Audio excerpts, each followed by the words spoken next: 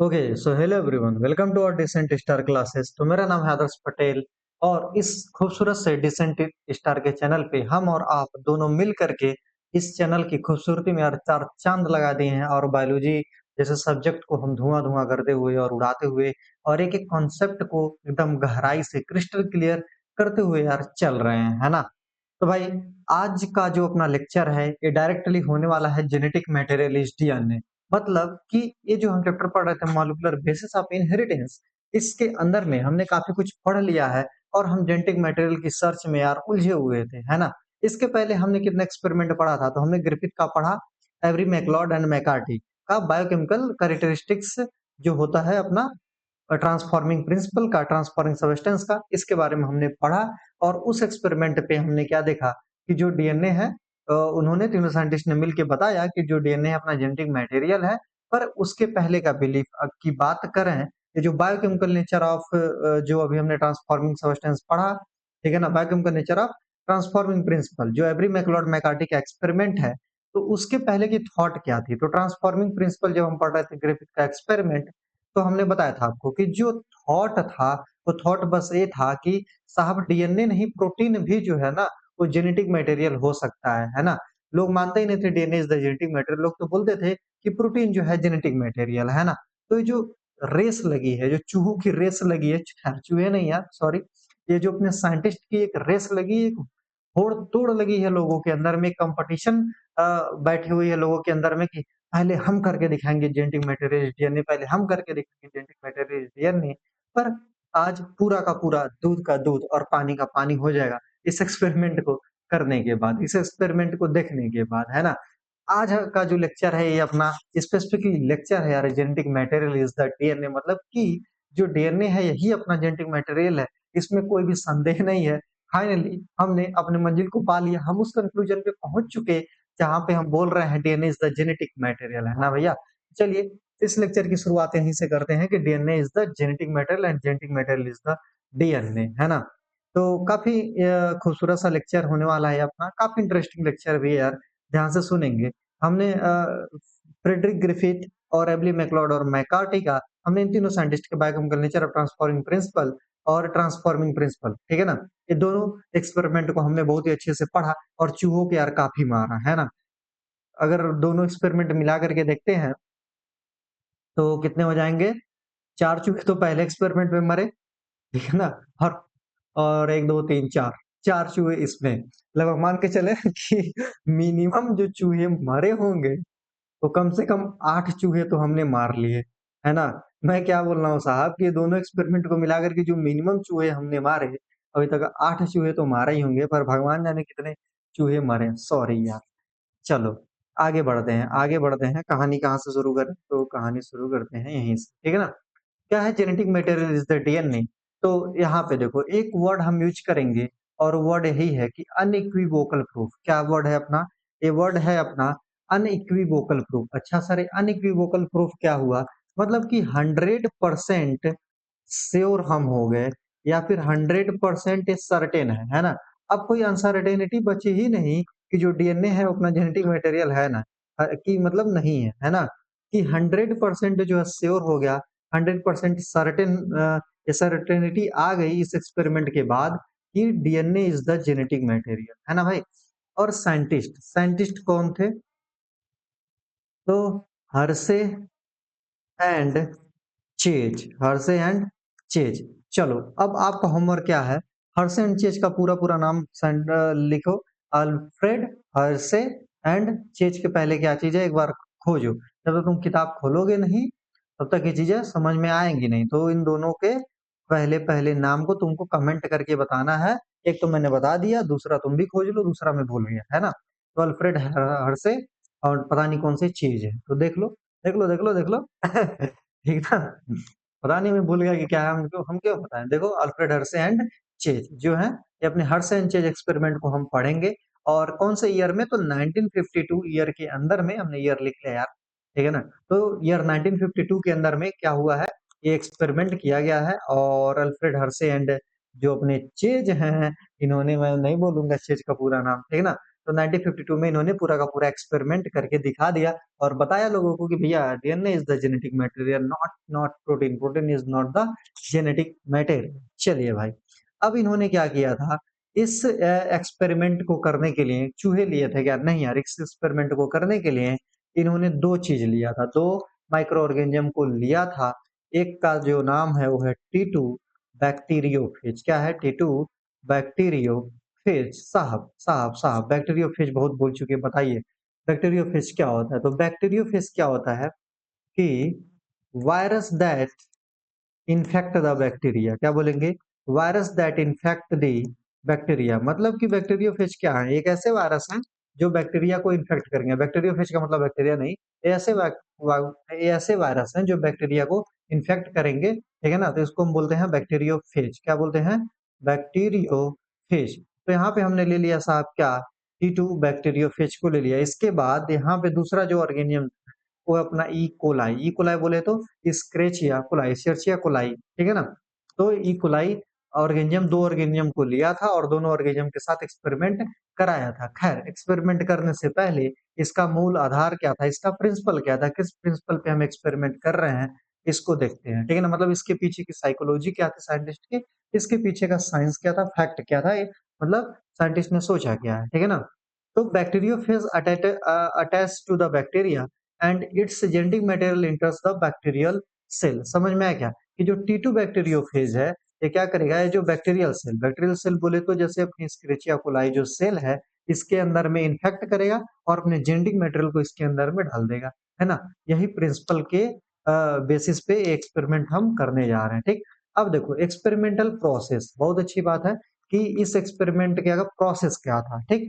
तो देखो हुआ क्या, ये जो वायरस है ना, इसको हम कल्चर किए। वायरस को कल्चर करने का मतलब हुआ कि ये जो अपने पास बैक्टीरियोफेज है ना, इस बैक्टीरियोफेज को क्या कर दिया गया साहब, कल्चर किया गया। कल्चर कैसे करते हैं? तो जैसे देखो, हमने दो मीडियम लिया। क्या किया? हमने दो मीडियम लिया। इसका भी रीजन समझो कि हमने दो मीडियम क्यों लिया। क्योंकि इस एक्सपेरिमेंट की प्रीवियस थॉट की बात करें, क्या करें, अगर हम प्रीवियस थॉट की बात करें तो लोगों का मानना था, लोगों का क्या मानना था कि sorry, protein is the genetic material. क्या मानना था? Protein is the genetic material, ठीक है ना? प्रीवियस थॉट यही था कि जो प्रोटीन है वही क्या है, जेनेटिक मटेरियल है। अब यहाँ पे देखो हमारे पास कंफ्यूजन क्या है, यहाँ पे कंफ्यूजन क्या था, हम बोल रहे हैं जो डीएनए है ये जेनेटिक मटेरियल है कि जो अपना ये प्रोटीन है वो जेनेटिक मटेरियल है ना? तो इसी हमको कंफ्यूजन को क्या करना है, इसी कंफ्यूजन को क्लियर करना है, ठीक? तो डीएनए और प्रोटीन दो चीजें हैं, तो इसीलिए इस वायरस को हमने कल्चर किया है दो मीडियम के अंदर में, और बस दो ही चीज को हम कल्चर कर भी रहे हैं, ठीक है ना? पहले मीडियम में हमने रेडियो एक्टिव फास्फोरस लिया, ध्यान से सुनिएगा। हमने क्या लिया, पहला मीडियम जो हमने बनाया उसमें हमने radio active phosphorus. Radio active phosphorus का मतलब इसमें कैसे कल्चर होगा सर, ऑर्गेनिज्म कैसे फास्फोरस खाएगा? तो हम ऐसा मटेरियल लेंगे जिसके अंदर पीओ4 होगा, ठीक है ना? तो रेडियो एक्टिव फास्फोरस के हमने आइसोटोप लिए, ठीक है ना? रेडियो एक्टिव फास्फोरस के हमने आइसोटोप लेंगे, ठीक है ना? तो यहाँ पे P32 आइसोटोप को यूज कर लिया गया, ठीक है ना? और रेडियो एक्टिव में क्या यूज किया गया था, तो यहाँ पे देखो जो रेडियो एक्टिव फास्फोरस हम यूज करेंगे, तो डीएनए के अंदर में बताओ फास्फोरस होता है कि नहीं, ध्यान से बताओ, डीएनए के अंदर में फास्फोरस होता है कि नहीं? हाँ साहब, डीएनए के अंदर में तो फास्फोरस होता ही है। फास्फोरिक एसिड की वजह से डीएनए का नेचर एसिडिक होता है, ठीक? इसीलिए ये जो रेडियो एक्टिव फास्फोरस से जब हम लेवलिंग जो करेंगे वो हम डीएनए की करेंगे, तो रेडियो एक्टिव हम किसको बनाएंगे यहाँ पे, डीएनए को, ठीक है ना? नॉन रेडियो एक्टिव जो होगा, यहाँ पे हम प्रोटीन की लेबलिंग नहीं करेंगे, यहाँ पे हम रेडियो एक्टिव किसको बनाएंगे, डीएनए को। और कौन सी hyper isotope, sorry radioactive isotope है, हैवियर आइसोटोप नहीं है, ये रेडियो एक्टिव है, ठीक है ना? यहाँ पे हैवियर नहीं है, रेडियो एक्टिव है, ठीक है ना? तो P32 आइसोटोप से हमने क्या कर दिया साहब, इसकी लेबलिंग कर दिया पहले मीडियम के अंदर में। दूसरे मीडियम के अंदर में हम सल्फर यूज कर रहे हैं, ठीक? सल्फर क्यों यूज कर रहे हैं? ताकि जो प्रोटीन है इसको हम रेडियो एक्टिव बना पाए, क्या कर पाए, तो जो प्रोटीन है रेडियो एक्टिव बना पाए, ठीक? तो यहाँ पे देखिए साहब, यहाँ पे देखिए, ये जो रेडियो एक्टिव है यहाँ पे जो प्रोटीन है ना, इसको हम क्या कर दिए, रेडियो एक्टिव बना दिए, ठीक है ना?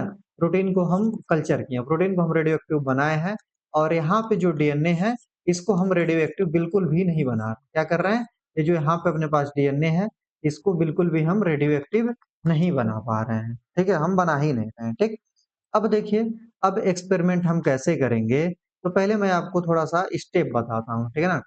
स्टेप, हम स्टेप स्टेप समझने से पहले आप इसकी प्रिंसिपल को देखो, क्या देखो, प्रिंसिपल को देखो। तो प्रिंसिपल क्या है कि बैक्टीरियोफेज जो है, क्या मैं बोल रहा हूँ, ये जो बैक्टीरियोफेज है ये क्या करेगा, इन्फेक्ट करेगा किसको, बैक्टीरिया को, इन्फेक्ट करेगा बैक्टीरिया को। तो इन्फेक्ट कैसे करेगा, इन्फेक्ट जो बैक्टीरियोफेज है बैक्टीरिया को कैसे करेगा, तो ऐसे करेगा कि it transfer it transfer on genetic material, it transfer on genetic material, it transfer on genetic material, मतलब कि जो T2 बैक्टीरियोफेज है जो अपने पास, ये जो T2 बैक्टीरियोफेज है ये अपना क्या करेगा साहब, ये अपना जेनेटिक मटेरियल ट्रांसफर कर देगा किसके अंदर में, किसके अंदर में ट्रांसफर करेगा, तो स्क्रेचिया कोलाई के अंदर में ट्रांसफर कर देगा। समझ में आया क्या।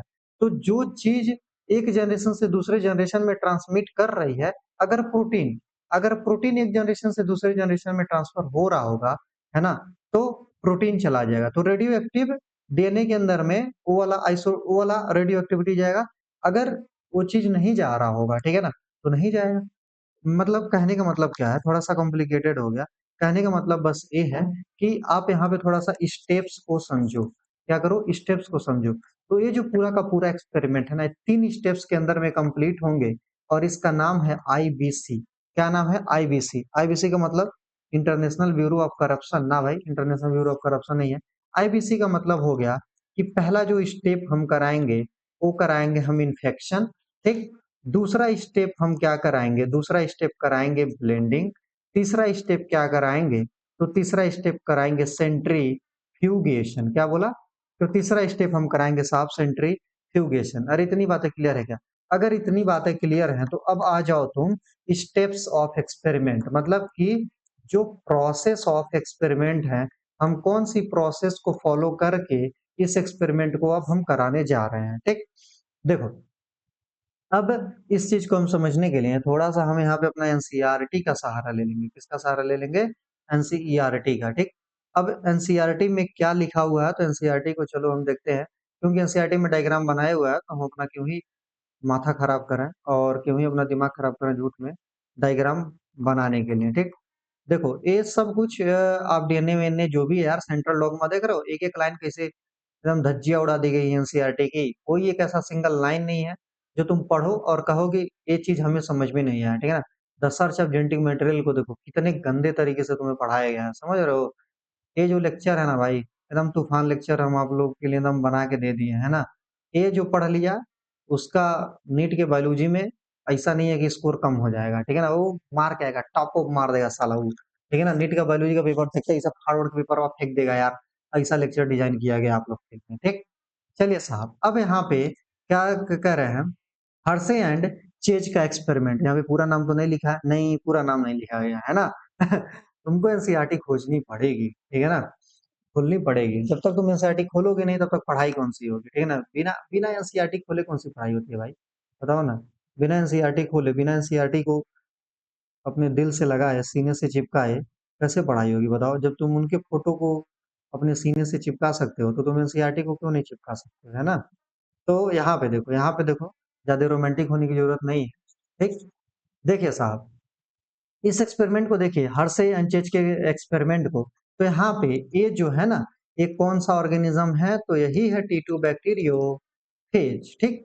और ये जो प्राणी यहाँ पे दिखाया गया है, यही प्राणी है बैक्टीरिया जिसका नाम है एस्क्रिचिया कोलाई, ठीक। अब देखो ये जो बैक्टीरियोफेज है, मतलब कुल मिला जुला करके यार सब नाटक छोड़ो, सीधे इसको वायरस बोलो, ठीक। ये जो वायरस है, इसका इसका यहाँ पे देखो, जो चीज रेड से है ना, वो है रेडियो एक्टिव बनाया गया। जो चीज यहाँ पे रेड से दिखाया जा रहा है ना, वो चीज को रेडियो एक्टिव बनाया गया है ना। तो जैसे तुम ध्यान से देखो, ये पूरा किस कलर से है, रेड कलर से है। रेड कलर से है मतलब इसकी बॉडी की जो ये प्रोटीन वाली पार्ट है, ठीक है ना। तो रेडियो एक्टिव ये जो प्रोटीन है, इसका देखो, इसके बॉडी के अंदर में दो ही चीज होता है ना, एक प्रोटीन होता है और एक डीएनए होता है। है ना? या तो डीएनए या तो आरएनए दोनों में से दोनों कभी नहीं होंगे, या तो डीएनए होगा या तो आरएनए होगा, ठीक? तो रेडियो एक्टिव एस-35 की लेबल कर दिए हैं कौन किसको? प्रोटीन कैप्सूल को ही बस हम लेबल किए हैं रेडियो एक्टिव सल्फर 35 आइसोटोप से, ठीक?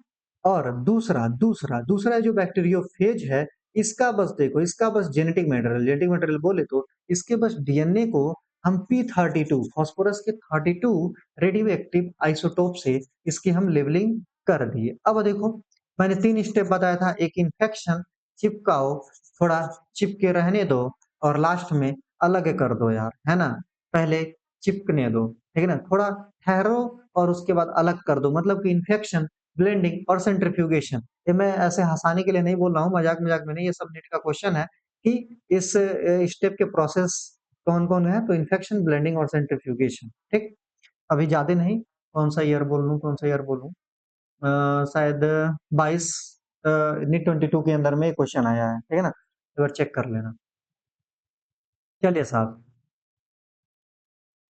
अब देखिए यहाँ पे ये जो स्क्रेचिया कोलाई है, क्या बोले? ये जो स्क्रेचिया कोलाई है ना?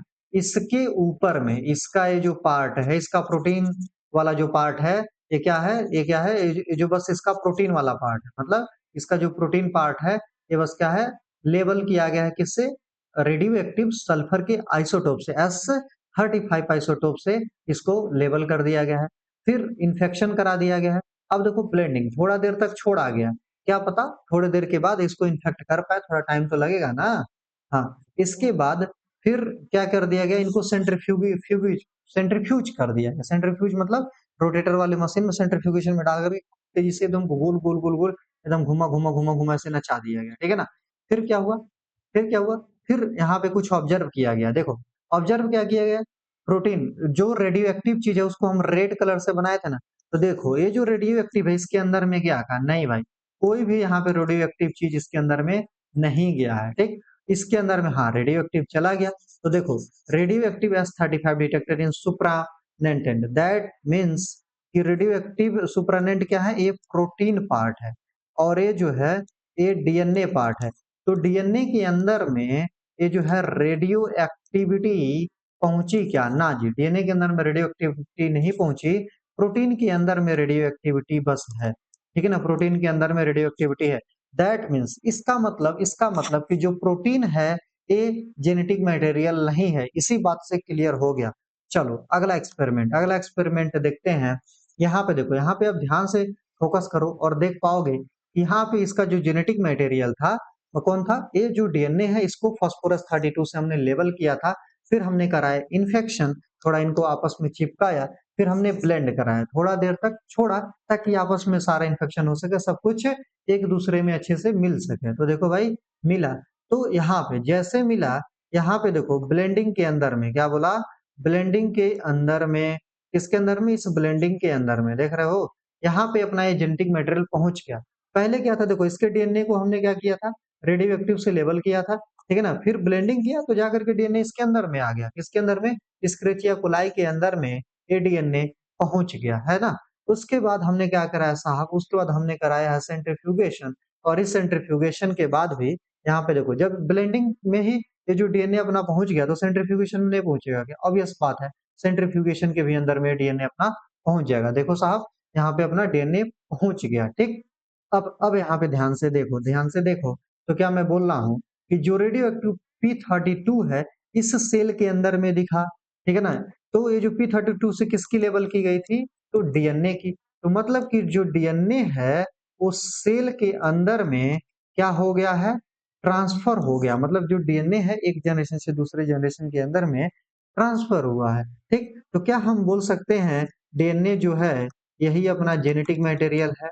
अरे बोलो, क्या हम प्यार से बोल सकते हैं अपनी बुद्धि का यूज करते हुए कि डीएनए ही जेनेटिक मटेरियल है? तो यहाँ पे देखो, ऑब्वियसली डीएनए जो है जेनेटिक मटेरियल है, इस तरीके से अब 100% प्रूफ हो गया। अब कोई साइंटिस्ट चूँ-चाँ ज़्यादा नहीं कर सकता है, ठीक है ना? कोई भी साइंटिस्ट जो है ना, ज़्यादा बदतमीजी नहीं करेगा, अब ये नहीं बोलेगा कि DNA is not the genetic material, अब क्या पता रहने हो सकता प्रोटीन, मार खींच के झपड़े-झपड़ी, ठीक है ना? कोई साइंटिस्ट नहीं बोलेगा, क्योंकि इस एक्सपेरिमेंट से एकदम पता क हो गया। प्रोटीन प्रोटीन चिल्ला रहे थे कि protein is the genetic material, क्या पता प्रोटीन हो जाए, क्या पता प्रोटीन है क्या, घंटा या प्रोटीन?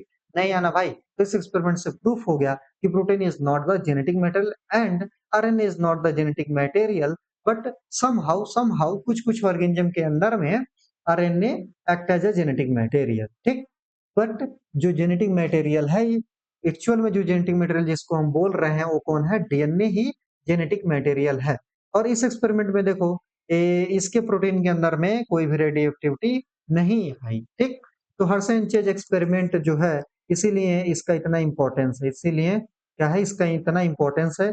और लोग लोग लोग कौन से लोग, तो हम और आप ही लोग इसका इतना इज्जत क्यों करते हैं, तो इसका इतना इज्जत इसीलिए करते हैं क्योंकि ये जो एक्सपेरिमेंट है, फाइनली यही एक्सपेरिमेंट जो है अब जाकर के हम बोलेंगे अनइक्विवोकल प्रूफ कर दिया, या फिर 100% यहाँ से प्रूफ हुआ DNA is the genetic material. क्या बोला, DNA is the genetic material. तो अब सारे लोग हमारे साथ जरूर बोलेंगे yes sir, DNA is the genetic material, ठीक है ना।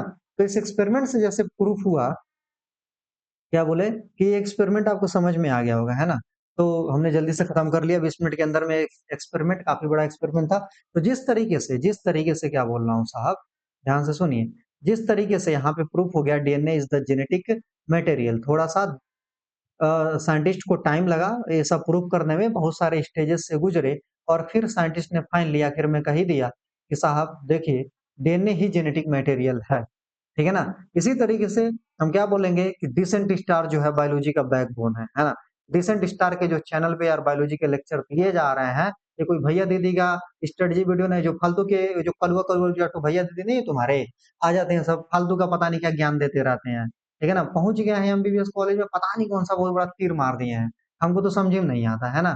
तो दो चार ठो कलुआ है, दो चार ठो गोरे हैं, ठीक है ना, कुछ दो दो तीन ठो लंबुआ है, दो तीन ठो नटरुआ है, सब वो सब क्या करते हैं, सब बस दिन भर उनको कुछ काम धंधा है नहीं, ठीक है ना।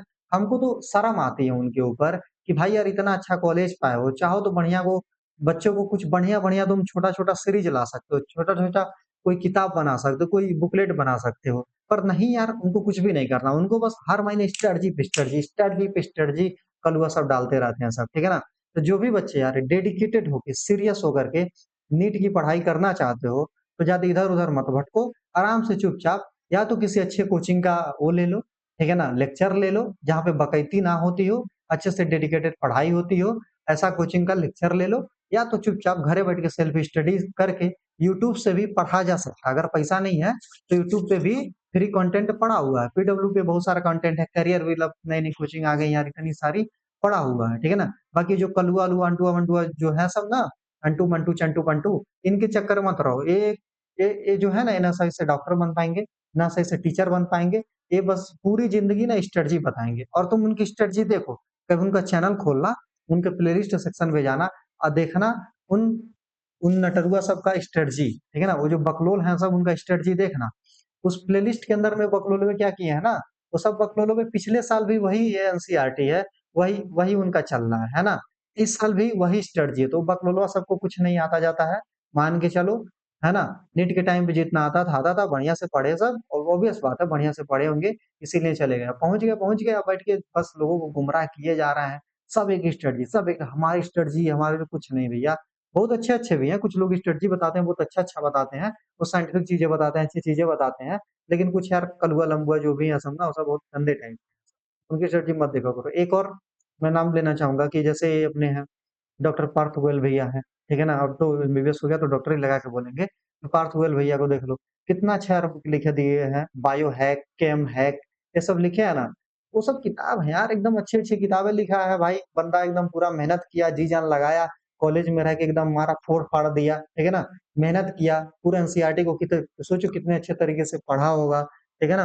उन्होंने पढ़ा हर एक चीज को यार कंटेंट वाइज अच्छे से दिया, हमको पैसा दिया थोड़ा ना प्रमोट करने के लिए, ठीक है ना। पर बातें कर रहे हैं उनके बारे में, ठीक है ना, बातें करेंगे क्योंकि अच्छे हैं। इसी तरीके से रक्षिता सिंह मैम को देख लो, डॉक्टर रक्षिता सिंह मैम, उनको भी देखो यार, शुरू से ही पढ़ाते जा रहे हैं, पढ़ाते, अब लोग ट्रोल कर रहे हैं कि ये गलती पढ़ाई, वो गलती पढ़ाई, ऐसा बोला, अरे बोलने दो भाई, बोलने वाले का काम क्या है, वो सब जो ट्रोलर्स वाला सब है ना, वो सब स्ट्रेटजी वाले हैं सब, उनको पता है कि अब वो एक अनअकैडमी कोचिंग ज्वाइन कर लिया, खूब एकदम दाब के मैम पैसा कमा रही है ना, एकदम बोरा भर के पैसा मिल रहा है मैम को, ठीक ना।